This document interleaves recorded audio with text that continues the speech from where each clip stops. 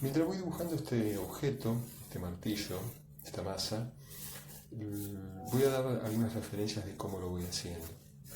En primer término estoy dibujando la estructura básica donde va a estar contenido ese objeto. La estructura básica es una forma que contiene el objeto, que es como una especie de caja transparente por donde yo veo toda la estructura, por eso se llama estructura básica, veo toda la estructura de ese objeto que voy a dibujar. En este caso es una estructura simple, que es como un prisma rectangular, y ahí dentro yo voy tomando algunas referencias, algunas medidas que me sirven para tener idea de cómo es ese objeto, ¿no? Sus rasgos pertinentes, o sea, aquellas características que lo definen a ese objeto y no es otro objeto, digamos, es ese objeto que estoy dibujando, ¿no? Tiene un mango característico, tiene una cabeza característica. También tomo algunas referencias de vistas, como en este caso una vista lateral de lo que sería la cabeza del martillo, para entender bien cómo está apoyado, porque no está apoyado totalmente, sino sobre uno de sus cantos, y eso mismo sucede con el mango, que no está en el centro de esa estructura, sino que está apoyado sobre la base.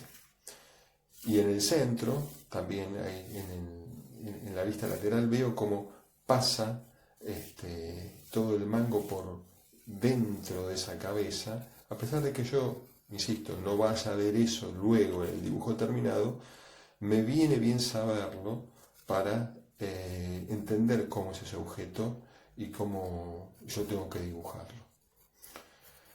Estoy ahora ya metiéndome en algún detalle, empezando a meterme en algún detalle con respecto a lo que es las facetas que tiene la cabeza de ese martillo, que lo hace en particular. Y estoy trabajando también ahora con un lápiz un poco más grueso que aquel que empecé a trabajar al comienzo, ¿no es cierto? Es justamente un lápiz más duro con el que empecé a trabajar la estructura, que deja poca línea, mancha poco, y en este caso estoy repasando algunos de esos trazos con un lápiz más blando.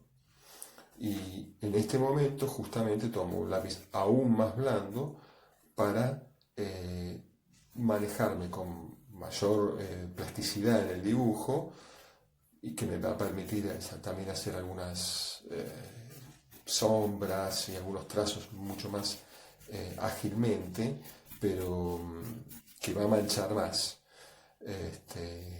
Y en este momento lo que estoy haciendo es repasar algunas de las líneas que ya tenía, voy a reforzar algunos de esos trazos, voy a remarcar algunas de las líneas que fui marcando al comienzo y empezar a plantear también algunas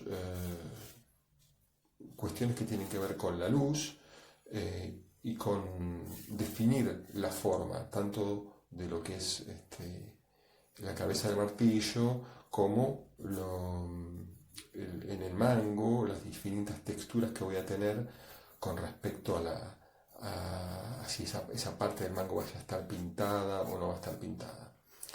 Este boceto que yo estoy haciendo es justamente eso, un boceto que me va a servir no para aplicar color sobre él cuando lo tenga terminado, no.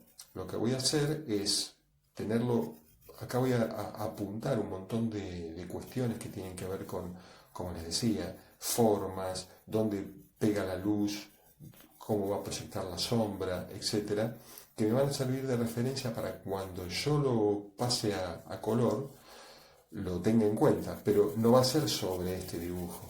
Lo que voy a hacer con este dibujo, cuando esté terminado, es transportarlo a otra hoja, traspasarlo a través de una mesa de calco, a través de un escaneo o alguna fotocopia. De alguna forma yo lo voy a transportar, esta idea, esta estructura básica, terminada, a otro papel y a partir de ahí lo voy a colorear o lo voy a trabajar con otros materiales que pueden ser lápiz color, acrílico, lo que yo quiera. Pero acá yo voy a dejar asentado todos los detalles constructivos que tiene este objeto. Entonces también voy a tener en cuenta de dónde viene la luz y a partir de ahí qué tipo de sombra va a proyectar, ¿no? Yo en este caso tengo una luz que viene de arriba y que va a proyectar un tipo de sombra especial, digamos, hacia abajo.